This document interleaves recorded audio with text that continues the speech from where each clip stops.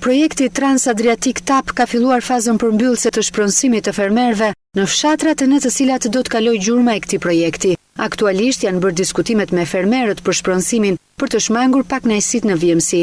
Nënkryetari i komunës Topoj Seman, Aleksandër Kola, tha se fermerët po tregojnë një interes të madh për të lidhur kontratat përkatëse, duke qenë se do të kompensohen në bazë të cilësisë dhe vendodhjes së tokës. Sipas Kolës, janë afishuar shifrat për metër katror të shpronësimeve, duke qenë se në bisedime me fermerët janë ndeshur pakënaqësira. Projekti TAP është një projekt shumë i rëndësishëm, i cili tashmë është përqendruar në zonën tonë, në vendkalimin e tij atje ku ai legjun.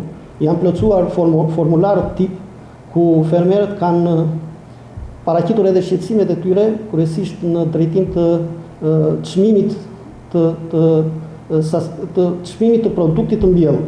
Një pjesë e sipërfaqes së tokës do të merret me qira, ku në bazë të vlerës së përcaktuar, duke rënë dakord të dyja palët. Zhvillimi i projektit të Trans-Adriatic TAP do të shoqërohet me zhvillim ekonomik për shkak të rritjes së fuqisë punëtore në stacionin e pompimit dhe infrastrukturës rrugore, e cila do t'ju vinë në ndihmë edhe fermerëve të zonës.